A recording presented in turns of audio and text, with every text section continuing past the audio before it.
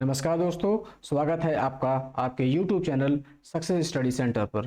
दोस्तों, आज हम लोग BA BSc third semester physical education के anatomy and exercise physiology paper के महत्वपूर्ण एमसीक्यू प्रश्नों को देखेंगे। दोस्तों, आप लोगों को फिजिकल एजुकेशन के प्रत्येक सेमेस्टर के टॉपिक वाइज सब्जेक्टिव व ऑब्जेक्टिव मटेरियल्स मिलते रहेंगे, इसलिए आप लोग चैनल को सब्सक्राइब कर लें व शेयर कर लें। तो चलिए वीडियो शुरू करते हैं। पहला प्रश्न है आज का कि एनाटॉमी शब्द किस भाषा से बना है। तो एनाटॉमी जो ये शब्द है वह किस भाषा से बना है।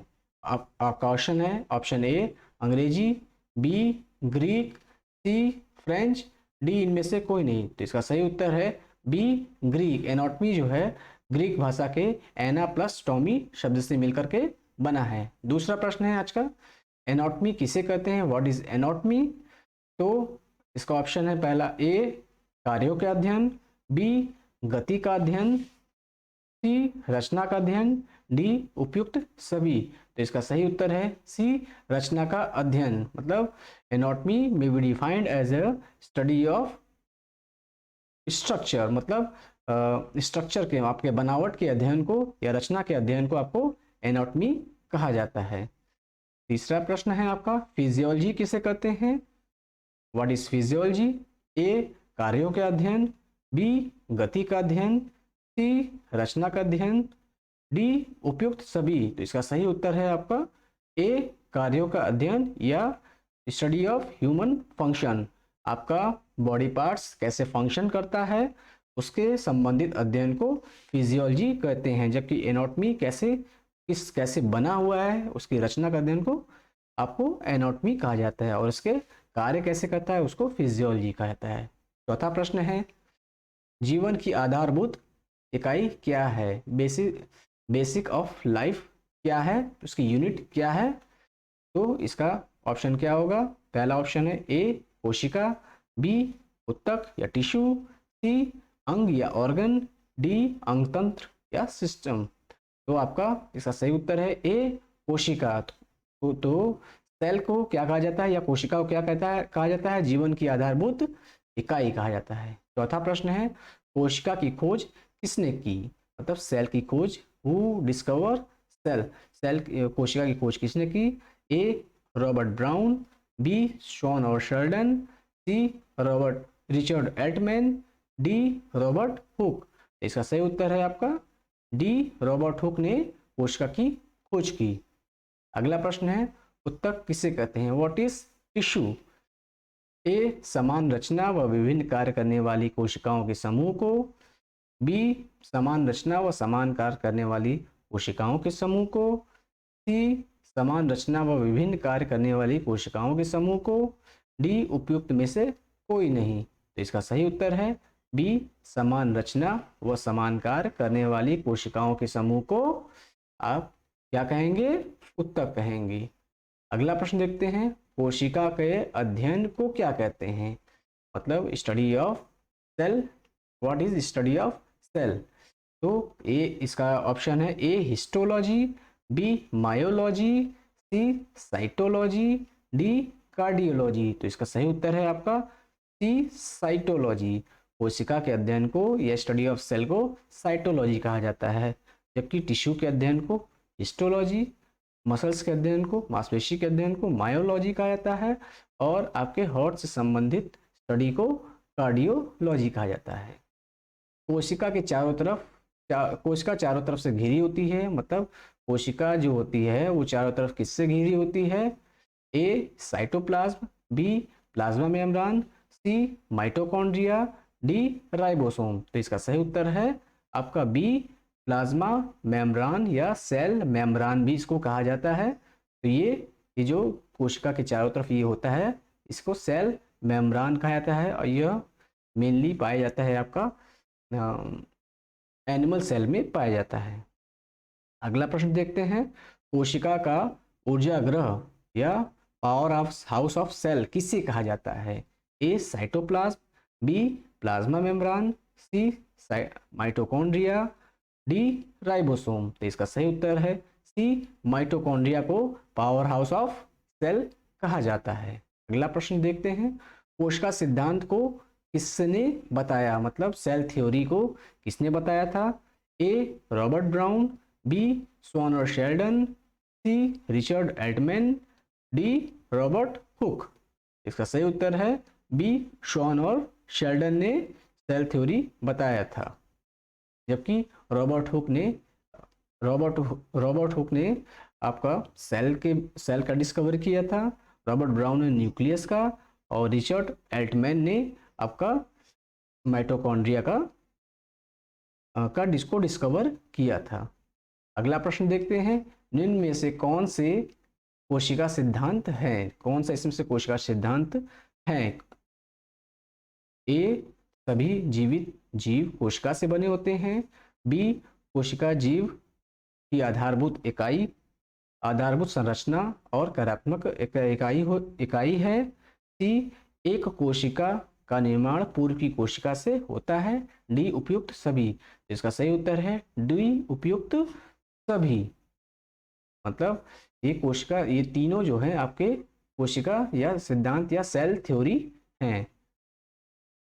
अगला प्रश्न है, प्रोटोप्लाज्म किससे मिलकर बनता है? मतलब प्रोटोप्लाज्म किससे मिलकर बनता है? ए साइटोप्लाज्म और nucleus, B plasma membrane plus nucleus, C mitochondria plus nucleus, D ribosome plus nucleus. तो इसका सही उत्तर है आपका ए साइटोप्लाज्म व न्यूक्लियस। जो आपका प्रोटोप्लाज्म होता है वो साइटोप्लाज्म प्लस न्यूक्लियस दोनों से मिलके, इन दोनों को मिला के तब बनता है। साइटोप्लाज्म क्या होता है? आपका सेल मेम्ब्रेन के अंदर और आपका न्यूक्लियस मेम्ब्रेन के बाहर, इन दोनों के बीच में जो भी चीजें आपकी पाई जाती है सेल के अंदर उसको साइटोप्लाज्म कहेंगे, जबकि न्यूक्लियस मेम्ब्रेन और के अंदर जो भी चीजें पाई जाती हैं उसे न्यूक्लियस कहेंगे। तो इसका मतलब आपका साइटोप्लाज्म प्लस न्यूक्लियस, इन दोनों को मिला करके क्या बनता है? आपका प्रोटोप्लाज्म बनता है। अगला प्रश्न देखते हैं, प्लाज्मा मेम्ब्रेन पाया जाता है, मतलब प्लाज्मा मेम्ब्रेन पाया जाता है ए जंतु कोशिका में, बी पादप कोशिका में, सी ए व बी दोनों, डी उपयुक्त में से कोई नहीं। तो प्लाज्मा मेम्ब्रेन किसमें पाया जाता है? आपका केवल जंतु कोशिका में ये प्लाज्मा मेम्ब्रेन पाया जाता है, जबकि पादप कोशिका में क्या पाया जाता है? आपका सेल वॉल। केवल बैक्टीरिया एक ऐसा एक्सेप्शन है जिसमें कि आपका ये दोनों पाए जा सकते हैं। अगला प्रश्न देखते हैं, उत्तक के अध्ययन स्टडी ऑफ टिश्यू किसे कहते हैं? साइटोलॉजी, हिस्टोलॉजी, सी ऑर्थोलॉजी और डी मायोलॉजी। तो कोशिका के या उत्तक के अध्ययन को क्या कहते हैं? आपका हिस्टोलॉजी कहा जाता है, जबकि ऑर्थोलॉजी स्टडी ऑफ जॉइंट्स कहा जाता है, मायोलॉजी स्टडी ऑफ मसल्स कहा जाता है, हिस्टोलॉजी स्टडी ऑफ टिश्यू बताया जा रहा है कि स्टडी ऑफ टिश्यू इसको कहा जाता है हिस्टोलॉजी, और साइटोलॉजी स्टडी ऑफ सेल कहा जाता है। इसका सही उत्तर है आपका हिस्टोलॉजी स्टडी ऑफ टिश्यू। उत्तक कितने प्रकार के होते हैं? How many types of tissue? A 3, B 4, C 5, D 6। तो उत्तक आपके 4 प्रकार के पाए जाते हैं। इसका सही उत्तर है बी 4। उत्तक 4 प्रकार के होते हैं। पहला है एपिथेलियल टिश्यू, दूसरा है कनेक्टिव टिश्यू, तीसरा है मस्कुलर टिश्यू और चौथा है नर्वस टिश्यू। ये 4 प्रकार के उत्तक पाए जाते हैं। अगला है प्रश्न 16वां प्रश्न, माइटोकॉन्ड्रिया का मुख्य कार्य क्या है? मतलब what is the main function of mitochondria?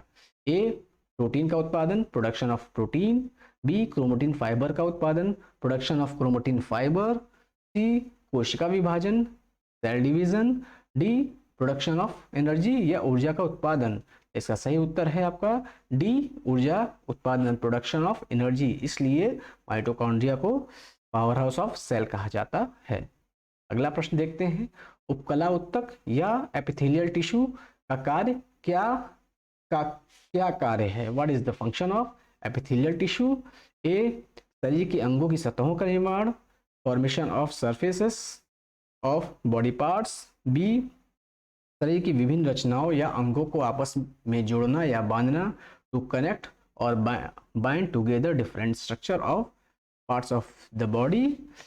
C A व बी दोनों, डी उपयुक्त में से कोई नहीं। तो इसका सही उत्तर है आपका A, formation of surface of body, या शरीर के अंगों की सतहों का निर्माण करना एपिथेलियल टिश्यू कहलाता है। इसका मुख्य कार्य है ये एपिथेलियल टिश्यू का। अगला प्रश्न है 18वां, रक्त किस प्रकार का उत्तक है? What type of tissue is blood? रक्त किस प्रकार का उत्तक है? ए एपिथेलियल टिश्यू या उपकला उत्तक, बी संयोजी उत्तक या कनेक्टिव टिश्यू, सी मांसपेशी उत्तक या muscular tissue muscle tissue, D तंत्रिका उत्तक या नर्वस टिश्यू। इसका सही उत्तर है आपका बी कनेक्टिव टिश्यू या संयोजी उत्तक। ब्लड जो होता है आपका तरल संयोजी उत्तक होता है। अगला प्रश्न देखते हैं 19वां, मांसपेशी उत्तक कितने प्रकार के होते हैं? मतलब how many types of muscular tissue? A 2, B 3, C 4, D 5। तो इसका सही उत्तर है आपका बी 3 प्रकार के। मस्कुलर टिश्यू कितने प्रकार के होते हैं आपके? 3 प्रकार के होते हैं। कौन कौन से होते हैं आपका? पहला है वॉलेंट्री मसल्स, दूसरा है इनवॉलेंट्री और तीसरा है आपका कार्डियक मसल्स। अगला प्रश्न देखते हैं, मानव शरीर की सबसे बड़ी कोशिका कौन सी होती है? सबसे बड़ी कोशिका मानव शरीर में कौन सी होती है? Which is the largest cell in the human body? A sciatica, B ovum, C sperm, D mycoplasm. इसका सही उत्तर है आपका ओवम। ओवम जो होता है वो आपका बी, ये सही उत्तर है। ये सबसे बड़ा सेल पाया जाता है मानव शरीर में। इस प्रकार हमने 20 प्रश्नों को देखा जो कि सेल और टिश्यू पर आधारित थे। उम्मीद है आपको वीडियो पसंद आया होगा। आप चैनल को सब्सक्राइब करिए, ज़्यादा से ज़्यादा लोगों को शेयर करिए ताकि उनको भी ये प्रश्न मिल सके, और लाइक करिए।